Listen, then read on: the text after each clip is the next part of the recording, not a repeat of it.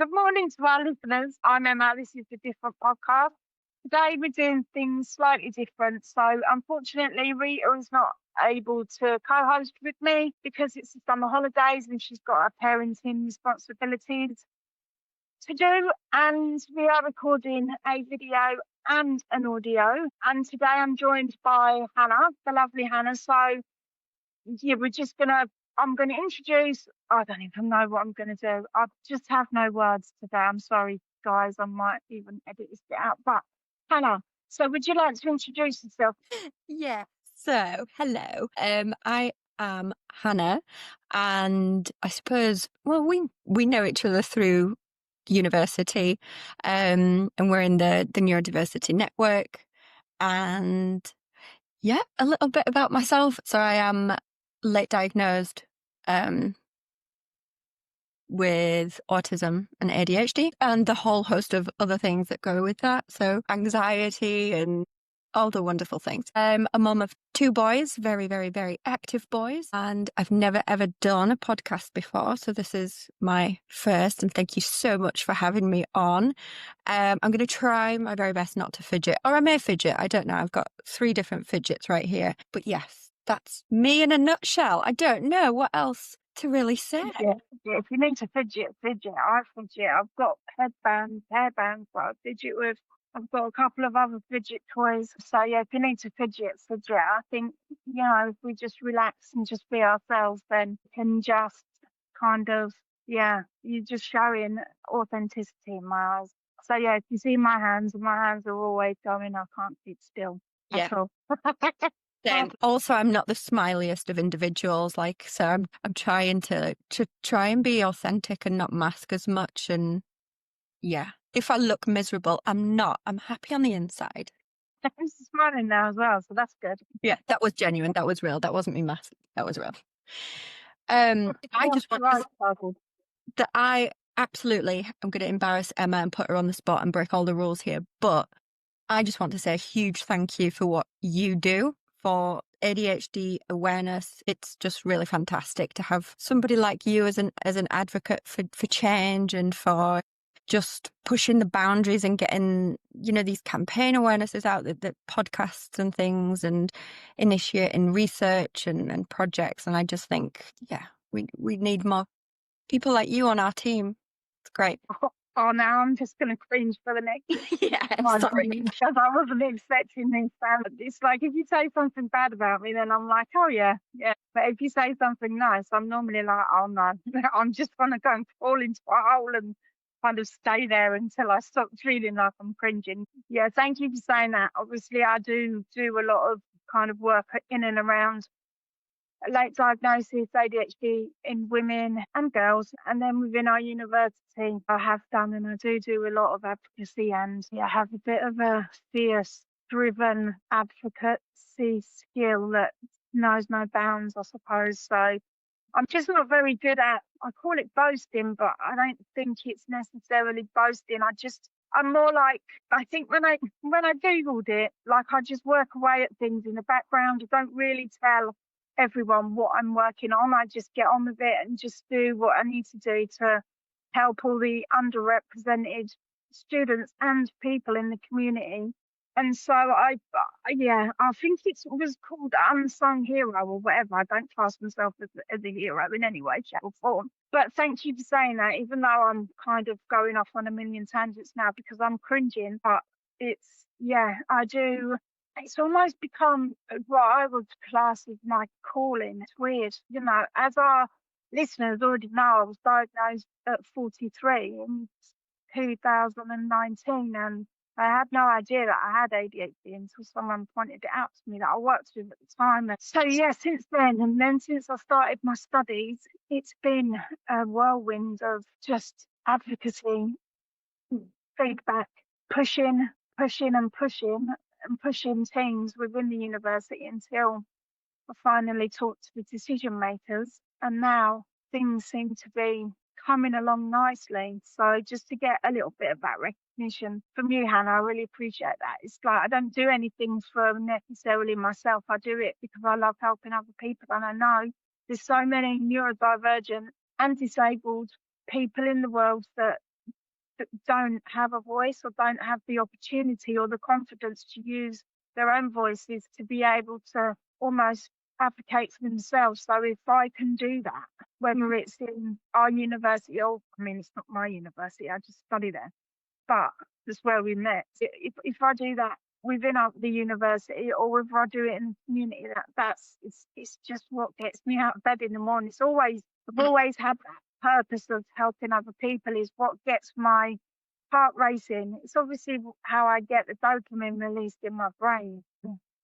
just helping other people. And even though they don't really know I'm helping them, I'm doing it anyway because I genuinely want, particularly as more adults are being diagnosed, higher education, students like myself who are educational, I don't know if this is the right word, but returners or whatever. I've not been in education for a long time. I'm 50 this year, so I kind of I've done some studies, but not anything like higher education level. Well, actually, I thought I was thick because that's what I was always told. I never believed I'd be able to do it.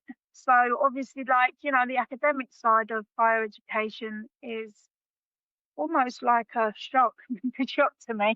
That I am actually capable, but also it's just different. So I've never done it before. For all of the students that sit there and struggle in silence, this is why I keep pushing and keep almost advocating for them because they can't do it themselves. And I don't even really need anyone to know that I do it, to be honest. But just to get that recognition from you. And it's just sent me on a frigging tangent, which I'm quite good at. But anyway, so that's lovely that you've said that because I think that really does touch on something. So it's a positive and you are driven and it is your focus. It is like your calling. And perhaps that is because you received your diagnosis later in life. It's happened that way that now, it's so important to change and to, now that you recognize certain things about yourself and that, will drive you. I suppose that sort of is linked a little bit to the research that I'm doing because, of course, what's the word I'm looking for? Not to dismiss that being neurodivergent is difficult.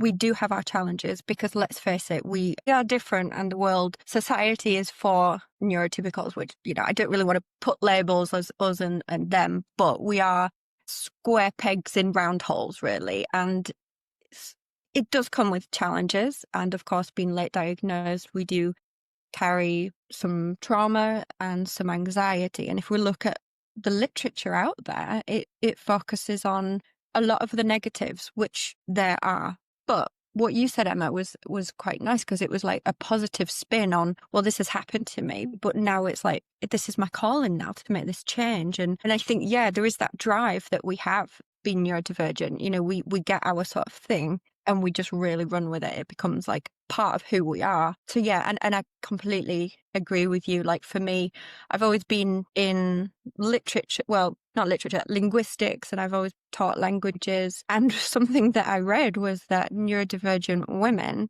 particularly autistic women, our main interests growing up usually are either literature or linguistics and psychology. And thinking about it, well, that's how we really make sense of the world. I was always really interested in people's behavior, but then also with language. Language confused me. I love language, but it confused me a lot. I remember being a little girl and my mum said things like, oh, Christmas is round the corner. And of course, having a literal brain, I would just be like, really? I can't see anything. So, language just became this mystifying thing that I just didn't understand. And therefore I had to understand it. So I had to, sort of master it, really. Look at the etymology of words and then learn other languages to make those connections and things. But yeah, I think that we do have a lot of positives. I think the problem solving ability, the creativity that we have. Like Emma, how many times are we talking like, ooh, that would be a great idea? Or, we just have the ideas so often. And yeah, there are a lot of strengths, I think, to being neurodivergent.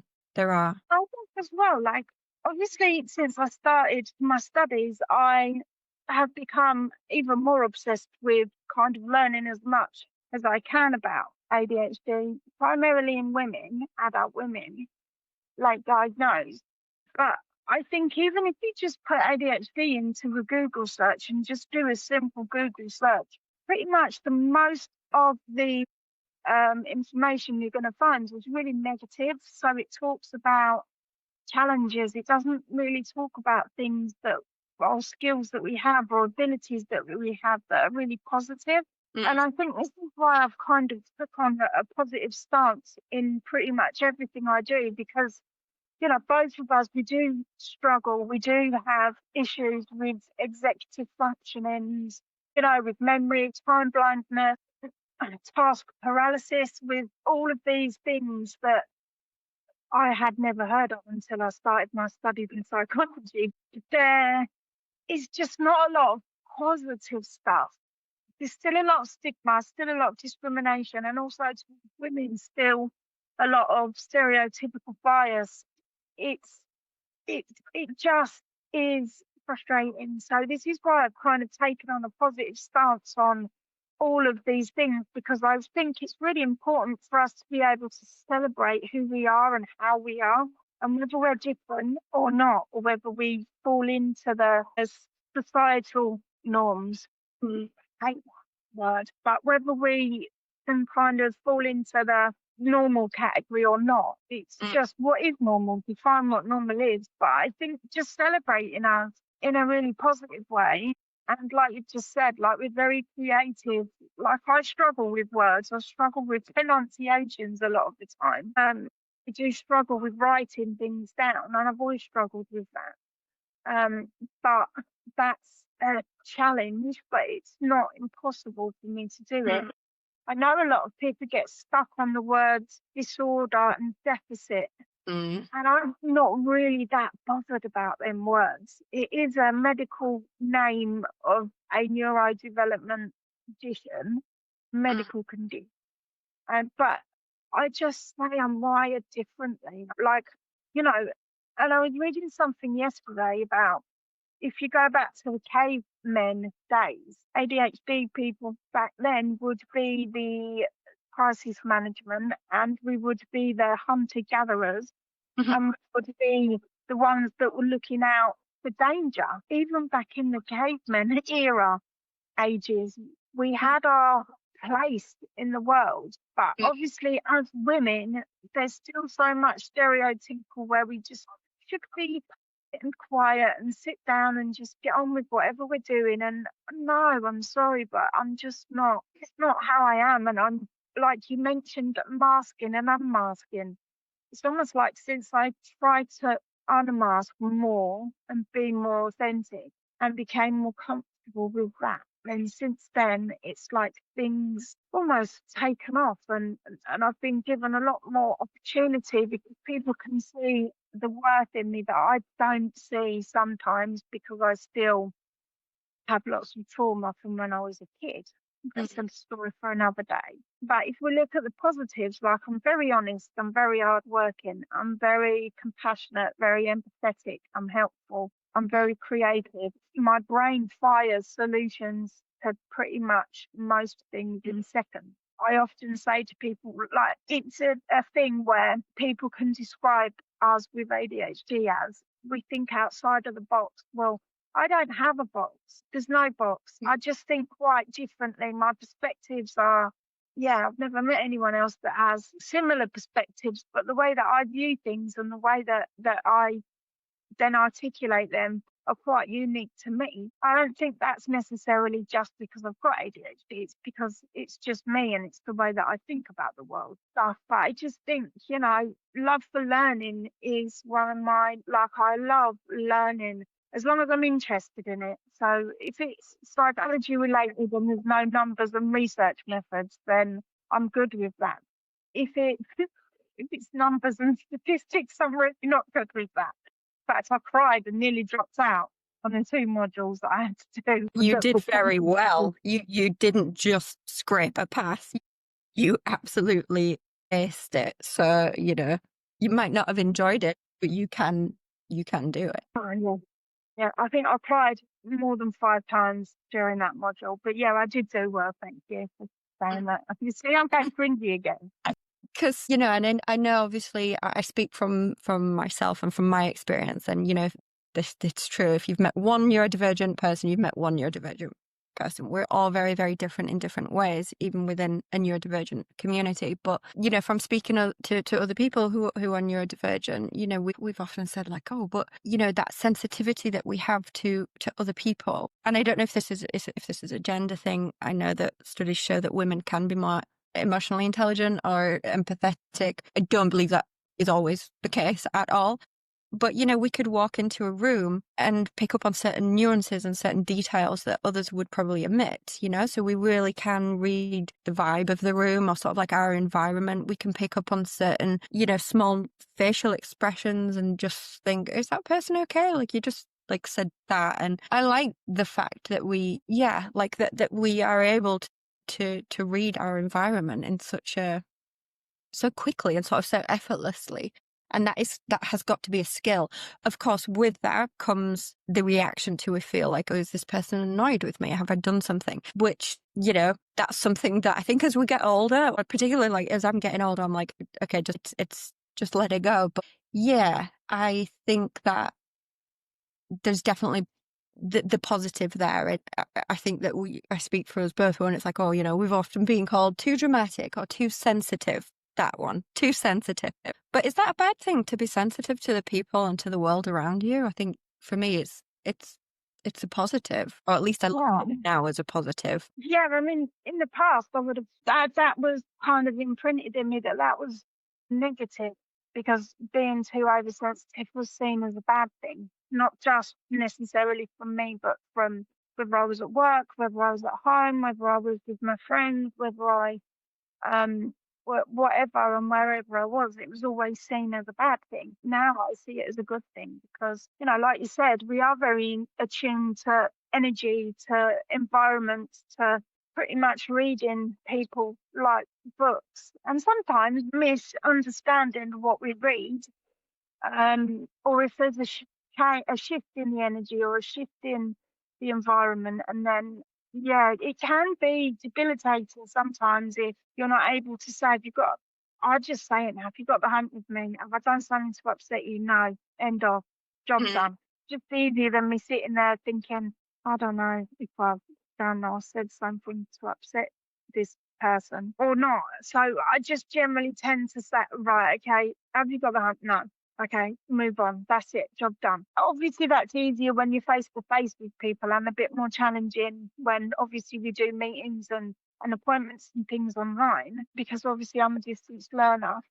But I think I'm also becoming quite good at just respectfully doing that as well. Like if I notice a change, if I feel comfortable, then I'll just pause and I'll just, did I say something, or has something happened, or did I see something wrong? Not necessarily that I'm wrong, but I think it's just communication, just being able to feel safe enough and comfortable enough to be able to just have open dialogue. Yeah. And since I seem to not get any emotional knee-jerk reactions, or not as many, let's say, I would never say that there's none, because, you know, emotional dysregulation and being surprised when you lose your rag because you didn't know it was coming is obviously a challenge. Yeah, I just feel, and I think the more, even whether they're neurodivergent or not, the more open and respectfully open and honest, and the more open communication where everyone knows where they stand and you can just have that open dialogue with someone and, you know, not necessarily take things as personally. I think that really kind of then enables everyone around you to be able to be like that as well. So I do see it as a positive as well, because it's, yeah, I don't want to see her obsessing about everything that I've said and thinking, I think I upset them when I said that, rather than just saying it in the moment is just. It's true. And I think that in terms, as we're talking about like relationships, you know, you do quite quickly find your people, don't you? You can, like for me, I'm so bad at small talk. I am so awkward at small talk, but I can easily just jump to like something that's quite like deep and like what I would consider a meaningful conversation with someone. And I think by doing that, you make those connections and have a stronger bond. Some people really don't engage with that, and some people like to keep a conversation at surface level, which is absolutely fine. I just can't talk about the weather and I'm rubbish at it. It's like it's all or nothing. So it's like we'll either, after meeting someone for the first time, we'll either be best friends within an hour and we've got that really strong, deep connection, or I'm like, oh, no, it's just not happening. I feel awkward. And it's a me thing. It's not them. But yeah, I think that in terms of relationships, when we do meet someone that gets us and we get them, like it's such a deep connection that we have. And I think that's quite beautiful. And don't get me wrong, it's not always like that. And relationships are very tricky and difficult.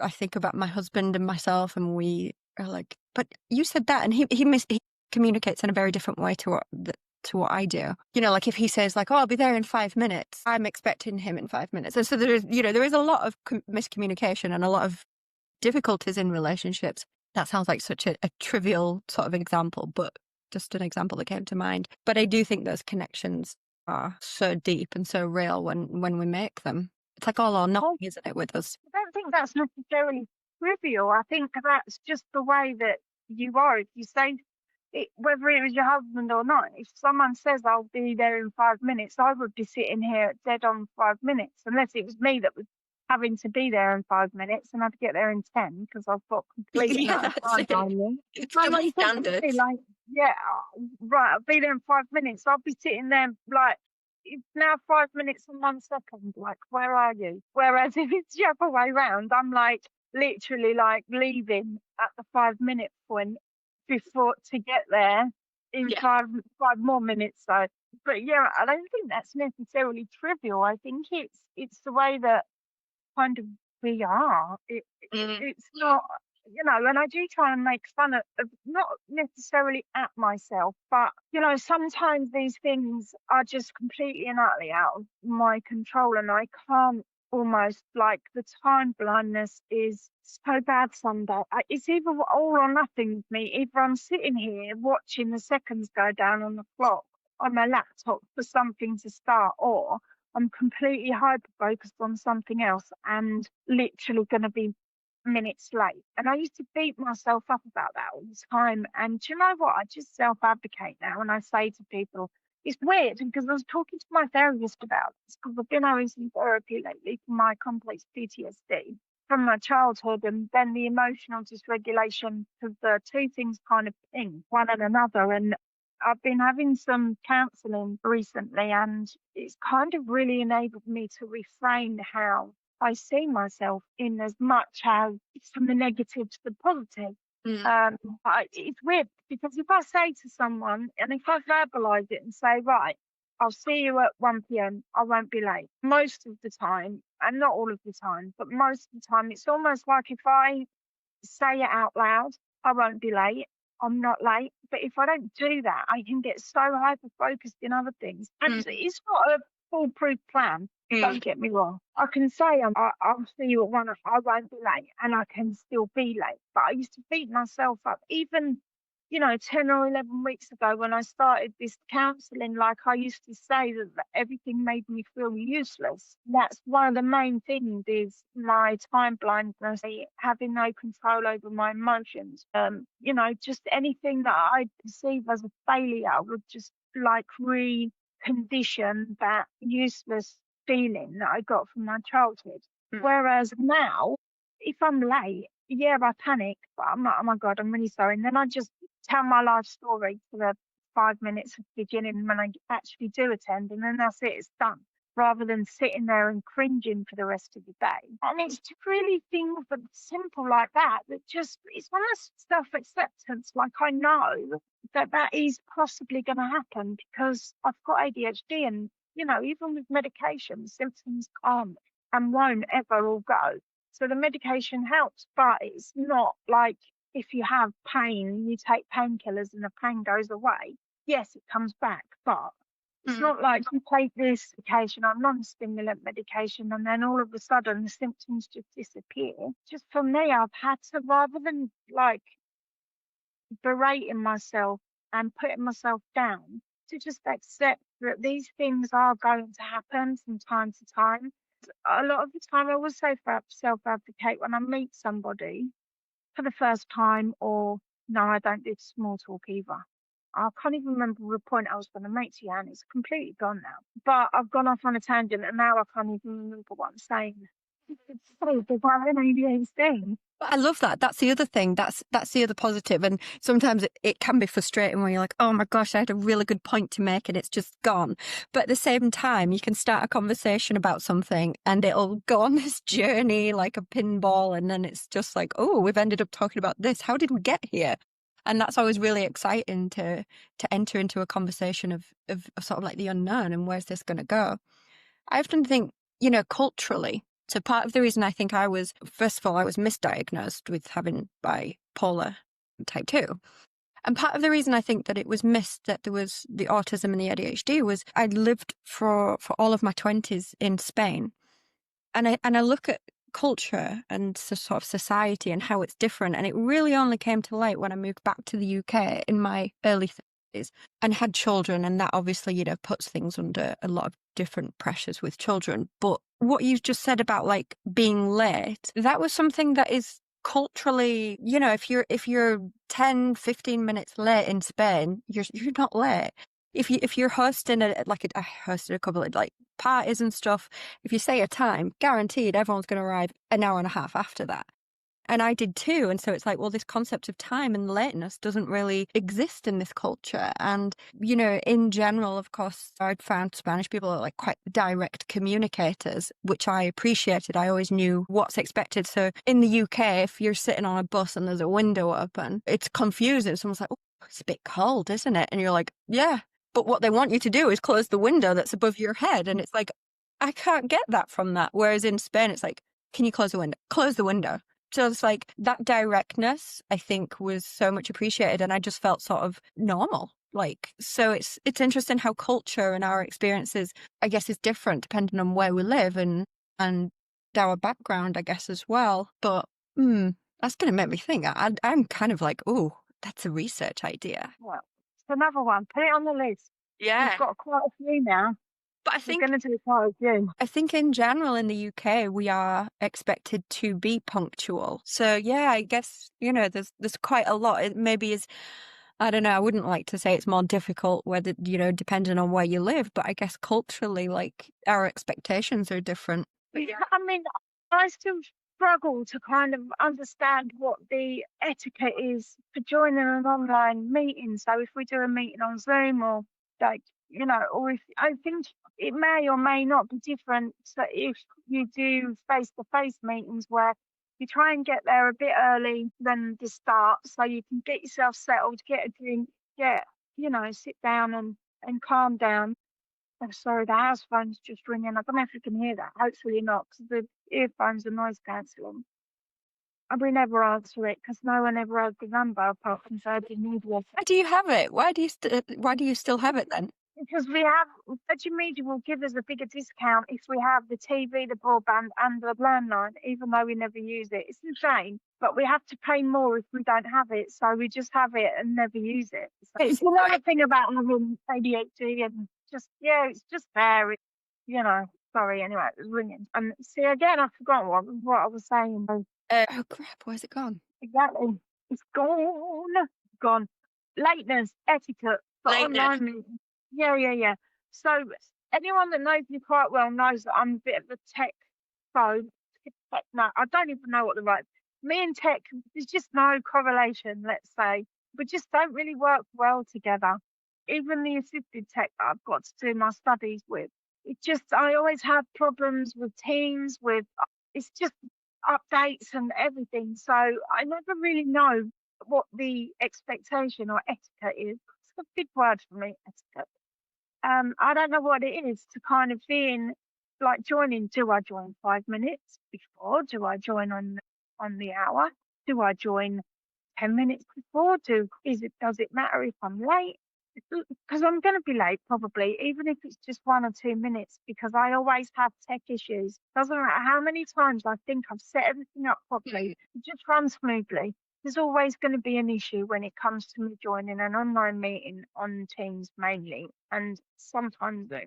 And I don't know why people ask what the etiquette is or what the expectation is, but I do tend to be more on time if it's an online meeting than a face to face. But I think that's because if I have to go somewhere and I've never been there before, or if I have to go even on my own, and there's more anxiety around. And it's not that I don't ever leave the house, it's just because of my physical health and the pain and the fatigue and the uncertainty of when it's going to flare.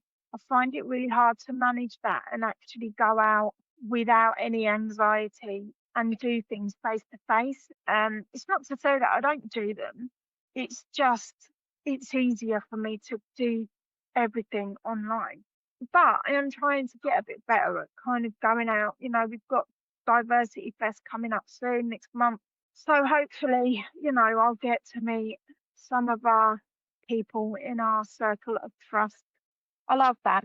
It's beautiful. Trust is huge for me, like, and it's very hard won as well. And I think that all comes from my childhood and being raised in the trauma and the toxic, narcissistic environments that I grew up in. So trust for me is hard won, but also if I trust you with my life, and I trust you forever.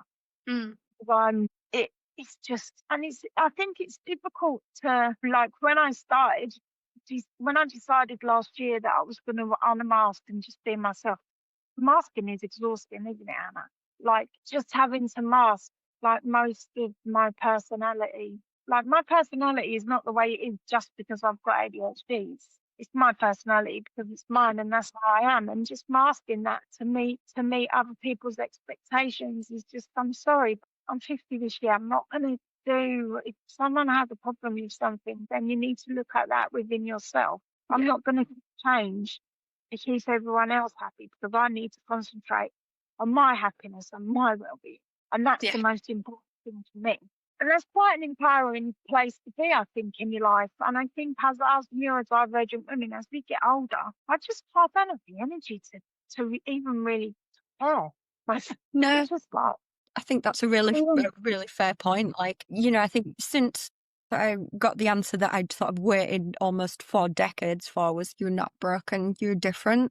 And then since that, it's like I've learned so much about myself and sort of let things go. I'd really used to beat myself up thinking, why am I different? Why can't I do things that others? Why do things, you know, like if I have to like speak or meet someone, you know, you rehearse things. I used to rehearse sort of facial expressions in the mirror. And I just think, why don't other people do this? I can't drive. That's the one thing that I am determined to do. But for me, I can drive. It's just learning to drive when someone's giving you those instructions. I just can't do it. I don't know left and right. I get distracted or I miss the wrong things.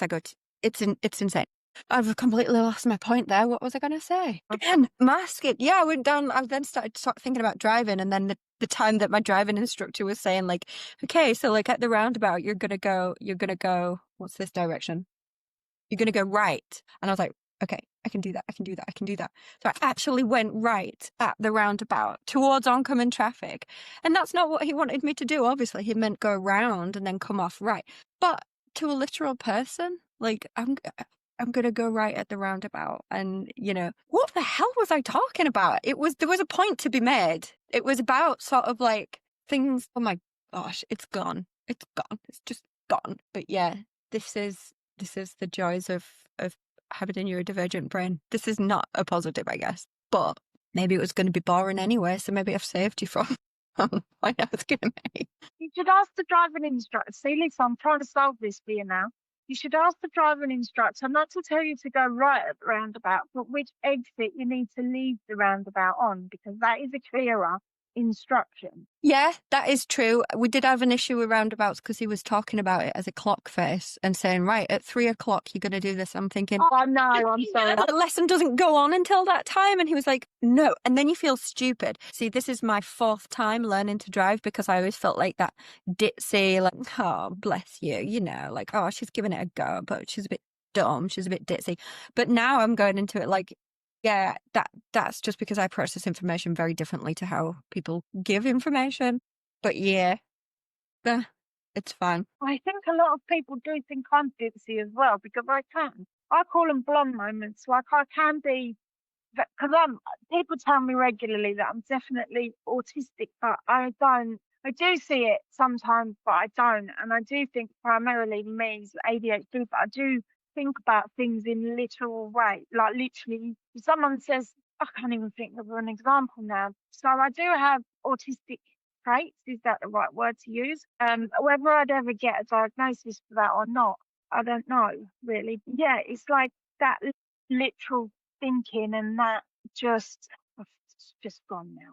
But when I was learning to drive, like, it took me a long time to learn to drive, and now I drive an automatic because of my pain. And I think if I'd learned to drive an automatic in the first place, it would have been a lot easier because you just get in the car, put it in drive and go. And it's so much easier than driving a manual. And it took me 18 months to be confident enough to put in for my test, and I passed second time. To be honest, and I didn't think I was ever going to pass my test, but it's that multitasking, isn't it?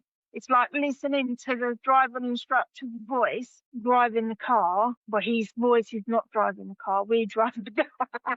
So he's like, yeah, his voice is not. That's the literal way of thinking about that. But it's like, kind of doing all of them things and then them saying you need to go right at the roundabout. I probably would have done exactly the same thing right at the roundabout into oncoming because I'm just like, what do you mean? You told me to go right. And what I used to do is to ask my driving instructor, don't tell me the direction, tell me the turning I need to take. And I say that to my partner Gary when we go out in the car and he's got the sat nav on his phone. I say to him, I need to know which exit to take, not left or right, because left and right for me is just I'm looking at my hands thinking left, right, what? So it's like, yeah, left and right. Maybe that's a solution for you is just to say to that driving instructor, left and rights is just not, it's not going to work. Because I used to ask him, like, if he used to say, right, at the end of this road, we're going to turn right. And I'd be like, okay, so, and then I'd have almost, and he'd look at me as though to say, why are you moving your head? And I'm like, I'm trying to work out which way's left and right. The added complexity of, well, the indicator, it's not like the left one is for the left and then you've got to put it up or down. So if you'd say left and right, like, is that up or down? Like, there's so many sort of spatial directions that my brain just can't do. So I reckon I'd be an okay driver. Actually, no, I'd be terrible because it's like, he'd be like, have you any idea what speed you're doing? You've just driven through a red light. I was like, I didn't notice it. But is that a new Thai restaurant? I really must try. It's like, focus on them. Look at the clouds. Yeah, look at the clouds. Look at the moon. Look at the moon as you virgin. Yeah. It's but no, I'm determined to crack it because like having kids, you just sort of need to take them places, and yeah, definitely need to learn to drive. Go on, we both interrupted each other. No, go for it. Go for it. In the end, I used to say to my driving instructor, "Can you give me the hand signal? So don't tell me you want me to turn left or right. Just say you want to go right, but physically do like the right with his hand." And I could see that and still concentrate on what I was doing. And then I was able to not sit there and think, right, which way's right, left, right. So, yeah, I don't know if it's because we're wired differently or whether it's just. Yeah, I don't know either. I guess there's part of it that is the information processing, but I don't know, is it a part of our brain? Because I know that I'm very clumsy. And so is it linked to sort of like the motor skills of like perception and left, right directions? Is it something like I will follow, but I will always drop something? Yeah, it's just, I don't really know enough about that. That's sort of got me thinking. I would like to know a bit more about that. I'm exactly the same. Like, you're never going to meet anyone as clumsy. I'm always covered in bruises. I can never tell you how I got them. Just walk into things, drop things. Like, my hand-eye coordination is non-existent. In fact, my full body coordination is non-existent.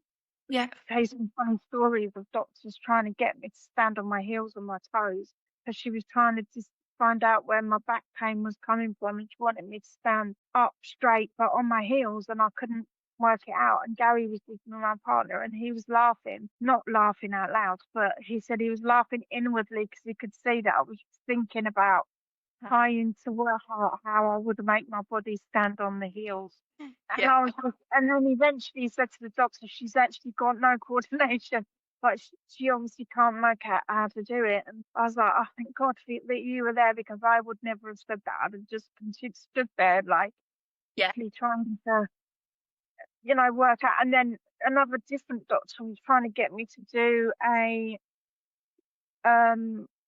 peak flow for asthma. He was giving me, this is going to sound maybe wrong to what it actually is, but he said to me, put it in your mouth, breathe in, put it in your mouth, and then just do a quick blow out. Literally 4 or 5 times I did it. And he's like, and then he started getting frustrated with me. And I didn't say anything. Gary was like, you do know she's got ADHD, and you can't give her verbal instructions and expect her to follow them. And also, she's got no hand-eye coordination or any kind of bodily coordination. And then he said that, and then the doctor was completely different. And then I managed to do it eventually. But they don't, even medical professionals, they don't understand. So what was it that he did? What was it that he did to sort of get you to understand what he wanted you to do? And then I was just like, oh, okay. It's weird, isn't it? It's like, I don't know, it's almost like if even myself or someone I'm with says it out loud, then I seem to be able to get on with it. It's weird. I don't know really. Like, I tried to stand on my heels, but I couldn't. See? And then I did the peak flow, and he never asked me to do it again, because normally they're like you to do it 2 or 3 times. But once I've done it once, just so they can get an average, he'd never asked me again. It's just like, okay, that's not really that good, but we'll not worry about that. You're doing another one. And I was like, yeah, because I'm getting frustrated with me. Then, these people are medical professionals. If they can't understand what we experience, then, I think that's why I've become such a strong advocate for other people and self-advocate for myself, because even the doctors, my doctors, GPs, don't even really know what ADHD is in women. Most medical, even psychiatrists, like they have had no training on it. There's no DSM, whatever it is, for us women. Obviously these things are becoming more widely known about, but it's why we need to kind of advocate for ourselves a lot of the time, because there's no one to do it for us, because they haven't got a clue, like what we experience, and that confidence to earn it. And I think, well, would I have done, even if I knew that I had ADHD and autism like in my 20s, I think with confidence, it definitely comes with it, or at least it has with me. And, I'm nearly 40, and the person that I was in my teens and 20s and 30s, like, I definitely have more confidence and that ownership of, yeah, I'm different, it's fine. So an example of this is last week I had to go for a smear test, and I knew in my head, I was like, historically, I get very overwhelmed, but what can I do to sort of make it easier on myself? And I think, right, I know that I get really the bright lights, very clinical, like I don't like that. That's one thing that is quite a sensory thing for me. So I thought, okay, so I just walked in, I was like, look, I'm going to just put on my sunglasses because of the light. And when you're about to do something, can you just tell me that you're about to do it and give me like tell me the process? So she sat down, she told me the process of what was going to happen. And then she said, I will talk to you as I'm doing it. And it really helped. And it was like knowing what I needed to help myself. And then I had like a little fidget. Knowing what we need to help ourselves is huge. But even then, it's having the confidence to be like, I need to do this. And I don't care if you think I'm weird just having a smear test with my sunglasses on, because it's like, no, the light is too overwhelming for me. It's already quite an overwhelming thing being touched, obviously quite intimately. So, it's like having the confidence to do that and be like, look, I don't care. Like what you think about me is fine. Like, I'm all right with it. I know I'm different and I'm okay with that. So I think as well, it's putting yourself first. It's self-respect. Do that. I mean, no woman likes smear tests. It's very invasive. It's not particularly a pleasant experience, but obviously we have to go and get them done. But I think just being able to kind of self-advocate like you did is difficult. But do you know what? I think I'm too tired now to have to accommodate others rather than accommodating myself. And I've done that people pleasing type of accommodations for everyone else but myself most of my life. And I just, think that if I put my needs first, then I'm not only going to be happy and settled more, but I'm going to be able to help more other people that deserve it, I think. So Yeah. I've been helpful for undeserving people in my childhood, in my early adult life. But I think, just putting your needs first and just by saying, like, and I think as well, if we lead the way in this kind of self-advocacy, it then gives, I know you're not going to take another woman to get your smear test done, but I found that if I attend meetings or if I attend live lessons or if I do things online and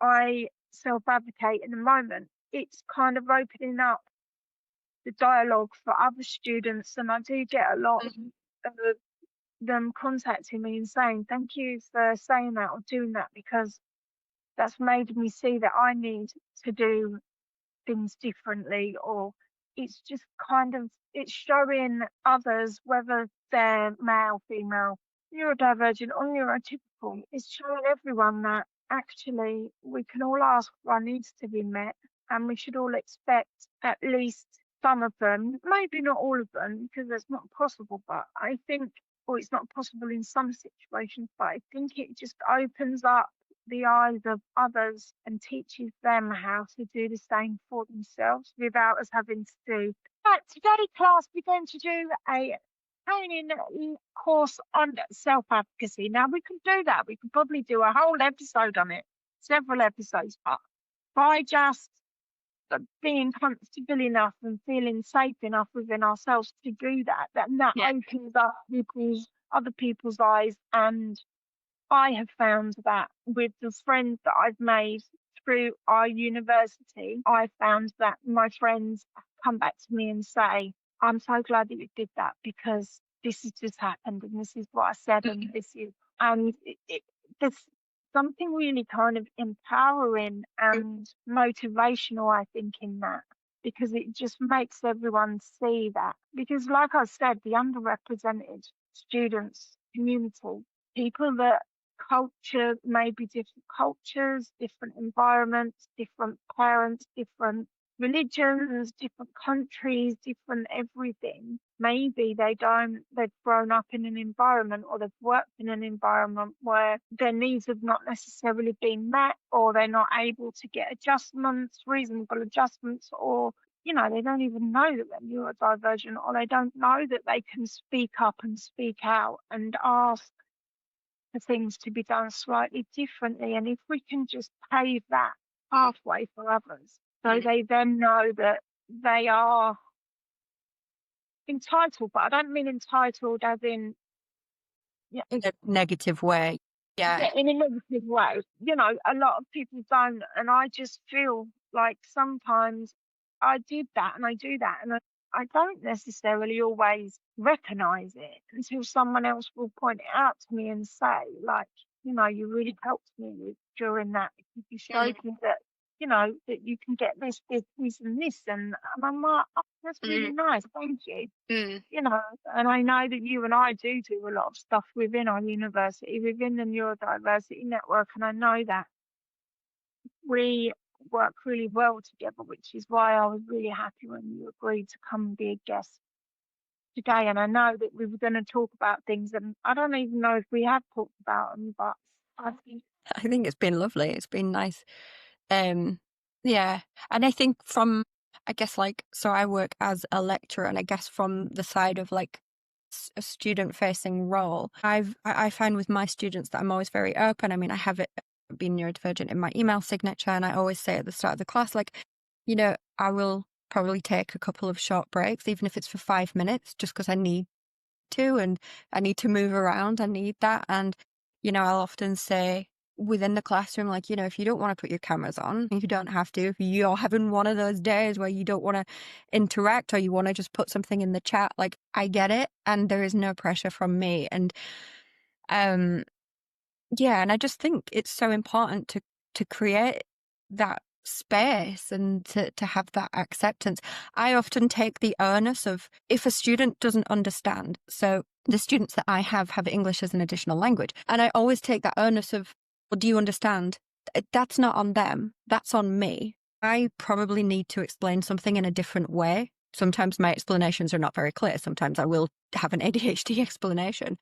So I'll often say, like, can I explain that in another way? Is there a better way that I can explain that? Because I remember being at school and just not understanding what the teacher said and just feeling stupid that I didn't get it. And I was maybe the only kid that didn't get it or not. I don't know. And saying, like, I don't understand. It's not about us. It's not about our comprehension. It's about, well, how we process things. And maybe there is a clearer way to say something. Maybe there is a way to explain something using a metaphor or an analogy, if that helps. And yeah, I do think as educators, we need to have that awareness of, like, well, it's on us to find a different way to explain something. It's not on the students, not all the time anyway. Like, understanding, it's a transferal of information, and information processing is, of course, different. So we just need to find clearer ways to do that.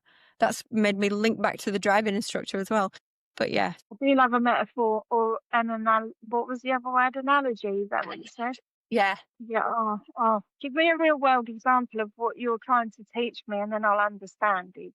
Pretty much what I will ask some of the psychology staff when they're teaching us in the lessons. That's good. Because then it makes it applicable as well, doesn't it, to real world examples that we can recognise. And I think probably, like, when you're teaching, when you're supporting your students, like, you're giving them the tools to be able to show other students that they might meet that if they don't understand something, then ask, can you please explain that? And like, I've had to ask 5 or 6 times and I still not really kind of fully understood what was being said, and then had to go away and find my own understanding, and then be like, oh, because I'm sure my brain, obviously with ADHD, brain like moves and the thoughts are so quick and so kind of constant, like 24/7, even when we're asleep, that a lot of the time I forget, or it takes me a long time to process certain information and truly understand it. I think it's called the developmental processing, whatever it is, just, or I don't know anyway, but it takes me a long time, like 2 or 3 months, sometimes longer, after I've learned something within a module. And then I'll be like, and then all of a sudden it's like, oh, that's what that meant. And it's like, I call them penny dropping moments, like it's, oh, well, that makes sense now. Or there's something will come on the telly, or they'll use the word in a program, or so anything, or I'll be reading something completely unrelated and it'll just be one word that I was trying to understand what it meant, and then all of a sudden I'll be like, epiphany. Yeah. And I'll be like, my God, like, that's what that meant. And it's just like, so I just think, if we talk about these things openly and honestly, and just, like, I always thought it was only me that struggled with the amount of information that that's taken as a distance learner, as a student that's a distance learner, which is obviously 100 times. I always thought that it was just me that got completely overwhelmed because I've got ADHD and because of this. And it's not, it's like every single student, like, even whether you're the traditional style of on face-to-face campus, or you study 100% online, like, there's so much information for you to digest quickly at university that it's a struggle for everyone. It's overwhelming. I have to say, like, I even working as a lecturer, and I have 3 degrees. I can't read. I get distracted. Even if it's about something I like, I can't do it. So it's finding workarounds, isn't it? It's finding, like, well, yeah, I cannot sit down and read something, whether it's printed or on screen. So if I have, like, an article to read or something, I just know, oh, well, I have to get this in a way that I'm going to be able to listen to it while I'm doing something else, doing sort of like a task. That's the only way I will be able to absorb that information. So it's just finding workarounds for what your preferences are and how you work best. Yeah.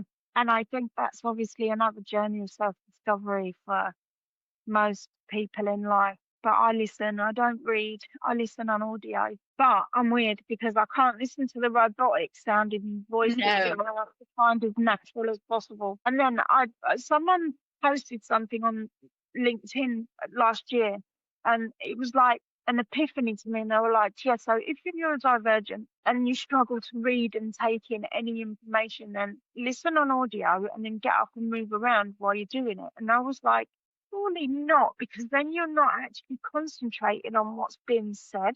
Now, if you've got ADHD, you know concentration is a challenge at the best of times. And I'm like, surely not. And then I think the lady had just had autism. I don't think she was necessarily diagnosed with ADHD. And I was like, and me being me, I went away and I thought about it, and I was like, surely that is just not going to work. So I tried and tested it several times, and you know what? It worked. Like, it was just like, what? Like, Yeah. even though you're not concentrating on what's being said and you're up and about and you're doing other things, like even just walking or going to the toilet or cleaning the kitchen or whatever it is you want to do, the laundry, whatever. And I'm like, surely, and I take more information in doing that when I'm not concentrating what's being said than when I concentrate on what's being said, if I'm listening to it, or if I try and read something. By the time I've got to the end of the sentence, I've forgotten what the beginning of the sentence said. By the time I've got to the bottom of the page, I forgot what it said at the top of the page. And trust me when I say it works so well. And it's just like, my goodness, like I wish I knew who that lady was. So I could go back to her and say, thank you so much. Yes, I had doubts because I didn't think it was going to work for me. But trust me, that kind of changed my studies, because I was just like, and I've said this to other tutors or staff at the university, and they said they've had the same kind of, they're like, does that help? I'm like, trust me, it's life changing. And they're like, and I was like, you know, if you're neurodivergent, go away and try it. Come back and tell me whether it works or not. No one's come back to tell me whether it's worked or not. But if it does, and they just didn't want to admit that they were skeptical, and then they've tried it and it worked, that's fine with me. But trust me, if you are neurodivergent and you struggle with reading and taking in information, try and listen to what's been said on audio, or try and not read and listen to a book on audio, and then get up and move around and don't really concentrate on what's being said. And trust me, it's groundbreaking. It's that right level of sort of like, it's that sweet spot of stimulation, because obviously if we're sitting down and reading, our brains are going to find those distractions, where it's like that balance of, you know, you're doing something, so part of your brain is occupied with that. I definitely get that. I think I'm going to have to go because I've had 4 cups of tea and overshare another beautiful thing about us. Right. 1, 2, water, and another one that's dropped on the floor, obviously, because I'm very clumsy, but nobody noticed it. So I wonder why you've been drinking out of 2 different cups. I like your Sigmund Freud cup. I love Freud. Freud for me is Pink Freud, like Pink Floyd, the dark side of your mum, because of course the dark side of the moon, and he would, it's I love Freud. Go on. But yes. Yes, so if you need to go to the toilet anyway, thank you for joining me today. I hope you've enjoyed yourself. It's been fantastic to be able to just sit and talk to you as we do regularly. I really appreciate you coming and, doing the first video recording for the different podcasts. And I hope that you will possibly come back again soon, and maybe we could talk about some other topics that... Thank you so much for having me. And this is the bit that I look at the recording and think, oh my God, I had peanut butter or toothpaste on me, but I think it's all right. I would have told you, don't worry. I've been worried about my hair because I haven't straightened it, and I've washed it yesterday, but it's weird we obsess about these silly things, isn't it? It doesn't need straightening, it's just... So yeah, I do that. I worry. I go to the toilet and I think, oh, did I have a snack? But then if somebody does that, if somebody like itches or does that, I'm like, are they telling me that I need to do? So somebody will do that, and I'll be like what? And then I'll just want to like. Well, don't worry, Hannah. I'd always tell you if you have peanut butter or... Cheers, sister. Thank you. Yeah, it's been a pleasure. Anyway, thank you very much for coming, and to our listeners, I will hopefully speak to you, hypothetically, obviously, very soon.